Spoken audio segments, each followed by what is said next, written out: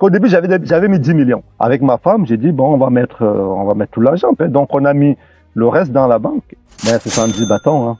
Ma descente aux enfers vient où, du jour au lendemain, cette banque-là a pris la poudre d'escampette, plus de nouvelles. Tout ce que j'avais gagné à gauche, à droite, voilà. Beaucoup d'argent, et j'ai vivé qu'avec des intérêts.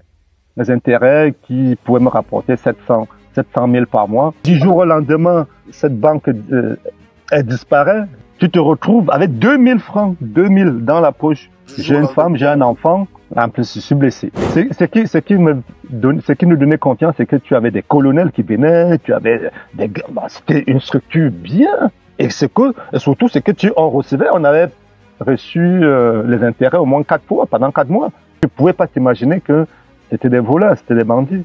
En Indonésie, je pense que je suis l'un des premiers capitaines noirs étrangers à être en Indonésie.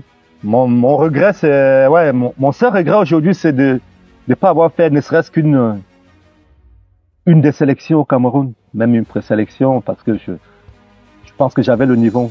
Ici, nous parlons de football, d'investissement et d'entrepreneuriat. Ce sont des thématiques qui t'intéressent. Abonne-toi, active la cloche de notification pour ne rien rater.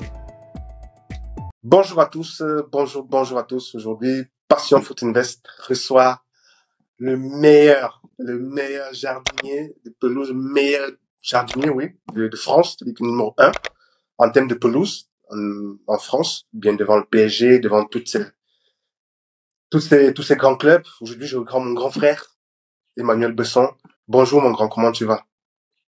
Bonjour mon petit Hervé, je vais très bien. Content de te retrouver parce que on s'était perdu de vue depuis mon passage à Bafang comme joueur. Et puis je t'ai retrouvé là depuis que tu fais ton émission qui est très intéressant. Et je suis content du parcours que tu as eu aussi. Et j'ai suivi un peu ton parcours en Tchéquie, en équipe nationale aussi de temps en temps. Et je suis content de te retrouver. Merci mon grand. Ça me va tout droit au cœur parce que j'étais là tout gamin quand tu jouais à l'Unisport de Bafang. J'étais un tout gamin. Voilà, c'est vous qui étiez des grands frères des gens. Vous regardez jouer avec beaucoup de plaisir. Aujourd'hui, c'est avec également beaucoup de plaisir que je te reçois dans cette émission. On va parler de football. On va parler de ta carrière également parce que tu as été footballeur professionnel. On va parler surtout de ta reconversion qui est une reconversion atypique. Vraiment atypique. Justement. C'est l'une des raisons pour lesquelles je tenais absolument à ce que tu passes dans l'émission parce que pour moi c'est vraiment une exception d'avoir pris la décision de te reconvertir dans ce domaine qui est tout à fait atypique comme je le disais. Je vais d'abord te laisser le soin de te présenter pour ceux-là qui te connaissent pas encore. Mais moi je m'appelle Emmanuel Besson, je suis né le 25 décembre 1976 au Cameroun. Et je suis père de 4 enfants, 2 en France, 2 au Cameroun. Et j'ai fait l'essentiel de ma carrière footballistique au Cameroun. Je suis passé par le Canon Junior, le Diamant Junior, le Diamant de Yaoundé, Maïskam de Ngaoundéré. Je suis revenu dans le Diamant. Après, j'ai fait l'Unisport de Bafang. Après l'Unisport, je suis allé en Indonésie. Après l'Indonésie, j'ai fait la Turquie, j'ai fait des brefs séjours en Chine, 6 mois, en Corée, 6 mois. Après, je suis revenu en France. Voilà. Donc, voilà. Tu vois, il y a tout un bagage qui est là et très souvent, on t'a surnommé le Globetrotter tellement tu as bougé. Justement, on va un tout petit peu, mon grand Manu. Alors, j'aimerais qu'on commence tout. On va pas s'attarder beaucoup dessus. Tu as commencé au Cameroun comme tout jeune. Tu as fait toutes tes classes dans ces différents clubs-là. Maïskam de Ngaoundéré, Diamant. Là, tu as connu la Ligue 1 au Cameroun. Et tu as été à Unisport de Bafang également, où tu as joué. Est-ce que tu fais partie de l'Unisport qui a été champion du Cameroun, en 96? Je suis parti l'année d'avant. L'année d'avant. D'accord. Ouais, je suis parti l'année d'avant. J'avais mis 4 ans et je suis parti l'année d'avant. Et je pense que c'est Red qui avait repris l'équipe après moi, je pense, cette année-là. Ouais. Et puis, voilà. Ils sont sortis champions. Après moi. Dans ta génération, à Unisport, il y a qui? Ma génération, c'était, la grosse génération, hein, les Athanase, Emo, Stanislas, Yonga, Simamo, Ouais, ouais, Yo-Yo, bon, que j'ai accueilli en Indonésie, vraiment, c'était un vrai pote. Tokene Bertin, les Iuba, on avait une très bonne équipe, hein, les Foussing, Eyo est venu ici après, Eyo Blero, Osé, euh, Ce les genre de gars. Siwe, ouais, ouais, Siwe, le sorcier. Donc, même, qui est encore là, que je me rappelle pas là, bon, les Mokaïsé, on était dans le diamant ensemble aussi. Emin Beya. Bon, Fembea aussi, Fembea, bon, il a rejoint aussi après, avec les Topolo, tout ça. D'accord. Donc, ouais, on avait on avait une belle génération, hein. Surtout avec Atanas qui était, bon, Bobo qui s'y amène, hein, Bobo qui à Bafang était très très fort comme avançant, qui marquait beaucoup de buts. Et non, on a une très belle équipe D'accord. avec l'Unisport de Bafang. Après ton passage à Unisport, tu t'envoles. Quel est le premier pays européen ou étranger qui t'accueille? C'est l'Indonésie. Je m'envole pour l'Indonésie, je fais 2 très belles saisons en Indonésie. Et comment je pars en Indonésie, c'est Mabouang, hein, le grand frère Mabouang Kessa, qui était déjà implanté sur place avec le grand frère Roger, qui avait entendu les échos de moi. Donc, il a fait venir 6 ou 7 joueurs, hein, parmi lesquels mon ami Fiala, Fiala, avec qui on a fait toutes les gammes du CS Nguakele jusqu'au lycée Leclerc. Bon, lui, il était dans le tournoi junior, moi j'étais dans le canon junior, diamant junior. Donc, on est parti avec Fiala, moi, et Somba. On était 8, 10, hein. Sommes, on s'est retrouvés en Indonésie et on a fait les beaux jours, chaque joueur dans son club respectif. D'accord. Donc, J'ai mis 2 ans en Indonésie, ouais. C'était un contingent de 10 joueurs. vous êtes parti par le biais de Emmanuel Madouam Kessa et de Roger Milla. Voilà. Surtout ma banque ça. C'était ma banque ça. D'accord. Et je tiens vraiment, pendant que tu me donnes la parole, à féliciter, à remercier Pelé parce que bon, à l'époque, j'ai pas débroussé un centime, hein. Les billets d'avion étaient là. C'est lui le manager, il a envoyé les billets d'avion à tous les gars. Et c'est là où ma carrière footballistique professionnelle d'école. Parce que j'avais déjà eu beaucoup de tentatives en Hongrie, même en Croatie, tout ça, ça n'avait pas abouti. Et bon, cette opportunité-là arrive avec un billet d'avion à la clé. Et c'est ça qui me permet de sortir du Cameroun. D'accord. Tu passes deux années en Indonésie et après Ouais. l'Indonésie, une Après destination. l'Indonésie, je vais en Turquie. Je fais une très bonne année en Turquie. Après, je me blesse. Je rentre au Cameroun, je me soigne. Après, je vais en Chine. J'ai fait 6 mois. Après la Chine, je vais en Corée. J'ai fait 1 an. Et puis, je me reblesse. Et je reviens au Cameroun, justement, où là, c'était un peu plus dur. D'accord. Parce que c'est une période vraiment difficile de ma vie où, quand je me reblesse, je reviens au Cameroun pour essayer de me soigner à l'époque traditionnellement, pour essayer de repartir. Et avec le peu d'argent que j'avais emmagasiné, j'avais emmagasiné beaucoup d'argent, hein, beaucoup d'argent. Je n'avais pas encore une idée de construire. Il y avait à l'époque une une banque de crédit qui était mise en place, qui était au Cameroun, qui faisait fureur, hein. Donc, c'était Leadership Académique à l'époque. Ouais. Et j'avais mis beaucoup d'argent dedans, beaucoup d'argent, et je vivais qu'avec des intérêts. Des intérêts qui pouvaient me rapporter 700 000 par mois. Je me disais que c'était suffisant, puisque bon, voilà, tu mets l'argent, tu as les intérêts et tu vis avec les intérêts. Et ma descente aux enfers vient où, du jour au lendemain, cette banque-là a pris la poudre d'escampette, plus de nouvelles. On arrive dans les locaux, tout était vide. Et c'est là où tu te rends compte que ça va être très difficile. J'avais beaucoup, bref, tous les millions que j'avais gagnés dans ma petite carrière footballistique, tous mes millions, je les avais mis là-bas, disant que je vais vivre qu'avec les intérêts. Au moment venu, je vais investir, voilà, je vais construire la maison que je veux, ou bien, tu vois, un peu. Et là, ils disparaissent comme ça, et je me suis retrouvé avec presque 2000 dans la poche. Wow. Il n'y avait plus rien. Je n'avais plus rien. J'avais ma femme, j'avais ma première fille. Ah, là, c'était dur. C'était très, très, Wow. très, très dur. Très, très dur. Et en plus de ça, en plus, ce moment-là, tu es blessé en plus. En plus, je suis blessé. Je suis blessé. Donc, j'arrive à me soigner quand même. Et puis, je reprends du service comme ça. Parce que je dis, je n'avais plus rien.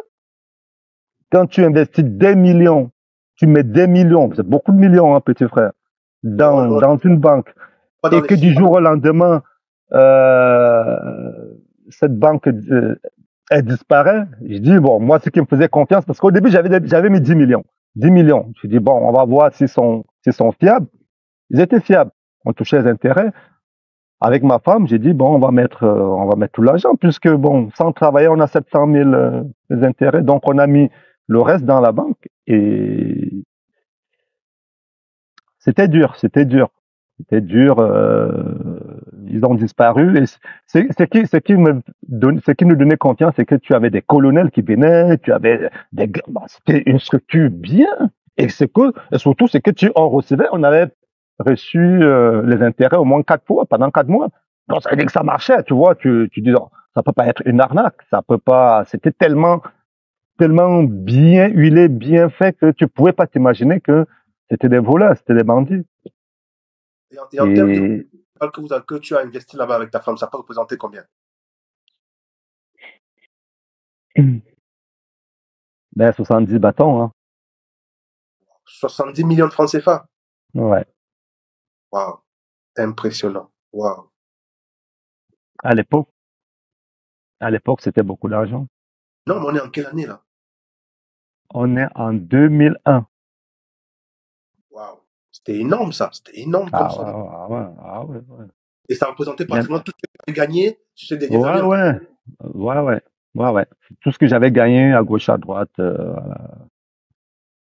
C'est tout ce que j'avais gagné, que j'avais mis de côté, quoi. Ouais. Waouh. Et non, à aucun moment tu as eu l'impression que ça pouvait flancher d'un. Non, non. C'est que quand les gens m'en tenaient sont quelque part, tu te dis que c'est quelque chose de sûr. Tu vois les gens qui arrivent là, les gens, il y avait plein de personnes de l'armée qui étaient dedans, plein, plein, plein. Ils étaient là, ils étaient situés là en face de l'ambassade de l'Allemagne au Cameroun. Là, le bureau était là, à côté du lycée français qui est à côté là. Et le bureau était là, des très beaux bureaux, hein, vraiment. Tu peux pas t'imaginer que c'est une arnaque. Tu peux pas. Tu peux pas. Waouh. Impressionnant. Donc j'imagine comment tu tombes de nu à ce moment-là. Ah ouais, là, je Ah, t'ai dit, tu te retrouves avec 2000 francs, 2000 dans la poche. du J'ai jour au une lendemain. femme, j'ai un enfant. Heureusement que j'étais chez mes parents. Mes parents avaient construit des petites dépendances là dont j'avais un studio. Heureusement que j'avais ça, sinon j'étais à la rue. Waouh. Et 2000 francs, un enfant de bas âge, il faut acheter le lait, il faut acheter les couches, il faut. Tu es blessé, les champions n'ont pas repris. Tu fais quoi? C'était pas facile. Waouh. Et derrière, justement, il n'y a eu aucune possibilité de procédure contre cette structure. On a essayé, on a porté plainte. Bref, on est parti au tribunal. On les a pas retrouvés. Oui, parce que J'ai assisté à deux jugements où on a tout le temps renvoyé parce que on les a pas retrouvés, on les a jamais retrouvés. waouh. On était presque 500 qui avons porté plainte avec les avocats, donc contre Leadership Academy, ceux qui me suivent, qui ont investi dans cette structure-là vont se reconnaître. C'était Leadership Academy. Ils ont fait très mal. Ils ont fait très, très, très mal. Waouh. Impressionnant, mon gars. Ça, c'est pas croyable, ça.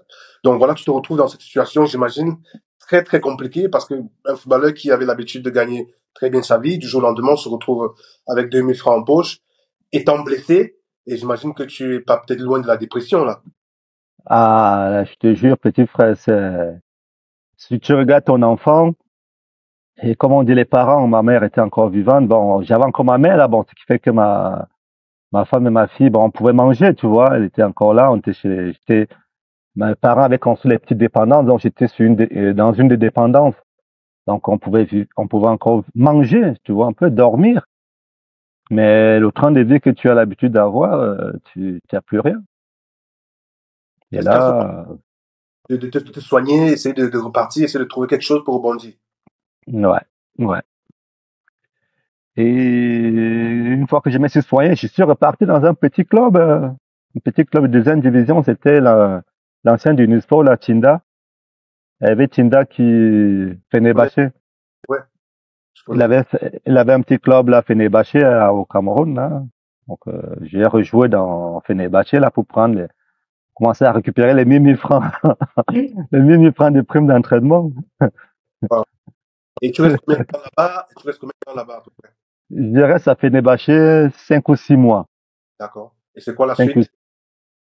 Et l'opportunité de l'Allemagne se présente parce que justement il y avait un monsieur Langadois là qui avait des contacts à Francfort, qui cherchait un défenseur central et un milieu de terrain. Et c'est comme ça que moi, il arrive à me contacter. Il savait que j'avais été pro, tout ça. Il me dit, est-ce que ça t'intéresse d'aller faire un test en Francfort? Je dis, ben, ça m'intéresse. Ben, bien sûr que oui. Donc, c'est comme ça que, avec son contact à Francfort, j'arrive à aller à Francfort faire un test. Et j'étais avec Danny Nunke. J'étais un petit jeune là qui jouait dans Sintra à l'époque, grand détail comme ça. Ça Il aussi? était, ouais. Hein? Un Ouais, il défenseur était grand. Milieu de terrain. Milieu de militaire. terrain. Ouais, ouais. Et qui d'autre encore même? Et Ngangi Apollinaire. Ngangi Jupiter. C'est Ah, d'accord. Jupiter, ouais. Moi, Voilà. On s'est retrouvés à 3 là-bas à Francfort pour faire les essais. Bon. On n'a pas été retenus, hein. Et puis chacun a pris sa route. d'accord. Chacun a pris sa route. Et toi, tu as pris quelle route alors à ce moment-là? J'ai pris la route de la France. Ngangi a pris la route de l'Italie. Donc, était légèrement plus jeune que nous. Lui, il est revenu au Cameroun. Moi, j'ai pris la route de la France par l'intermédiaire d'un petit frère qui était, euh, qui était à Troyes à l'époque et qui avait même réussi à me faire passer un test à Troyes à l'époque, tu vois. Donc, je me retrouve à Troyes là-bas et j'ai fait le test. Le test n'est pas concluant parce que mon ligament n'était pas totalement remis, donc je n'étais pas en pleine possibilité de mes moyens. Et je reste chez lui pendant 5 ou 6 mois. Et c'est comme ça que j'arrive par l'intermédiaire d'un ami qui connaissait le maire d'une commune qui voulait bâtir quelque chose avec sa petite équipe qui était en D1, 7e division ici en France. Et il voulait bâtir quelque chose, il voulait un joueur expérimenté pour reformer son école de foot, voilà, redynamiser un peu tout ça. C'est comme ça que ce maire-là vient me chercher à Troyes et puis je me retrouve en Normandie. D'accord. Donc, ils me prennent, donc j'ai joué dans ce petit club-là. J'avais un contrat fédéral où, voilà, j'avais mes 1 500 € qu'on me payait et entre-temps, j'étais comme salarié, donc j'ai créé une section féminine. J'ai commencé à passer mes diplômes d'entraîneur. J'avais les poussins Benjamin, tu vois. Donc, c'est comme ça que je commence à me refaire une petite santé tout doucement, tout doucement. D'accord. Donc, ça veut dire que quand tu manques l'essai à Francfort et l'essai à Troyes, tu te dis là, c'est bon, je passe à autre chose.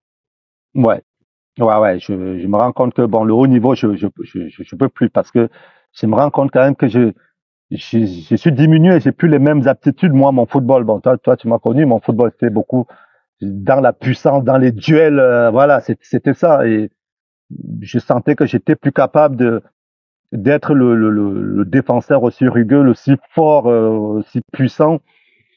Et si j'ai pas ça, moi, bon, la technique, je n'étais pas le grand technicien. Je savais faire les passes, les transversales, mais c'était pas, moi, c'était les duels, un peu comme Desailly à l'époque. Je récupérais, je donnais. Moi, mon travail était fini.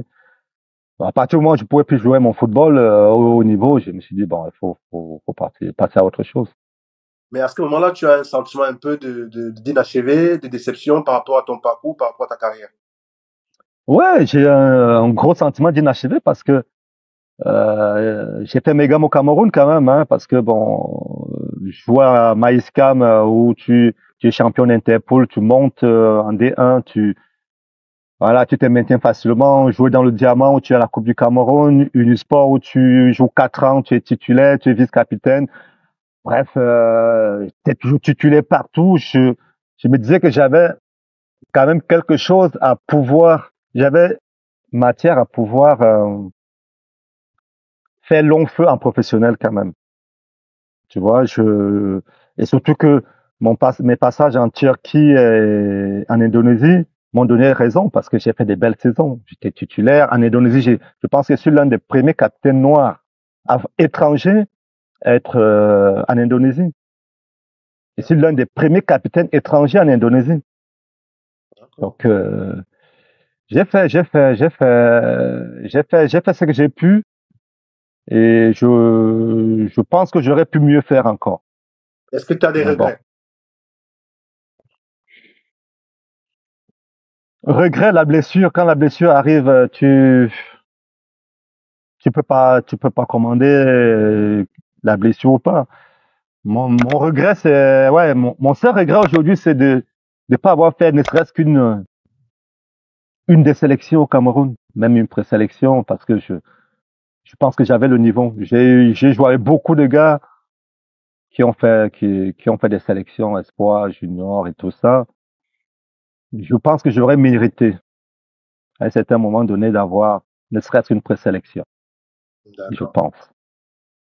Bon, quel est ton parcours? Ouais. Ouais. D'accord. Hey, n'oublie pas de t'abonner, hein.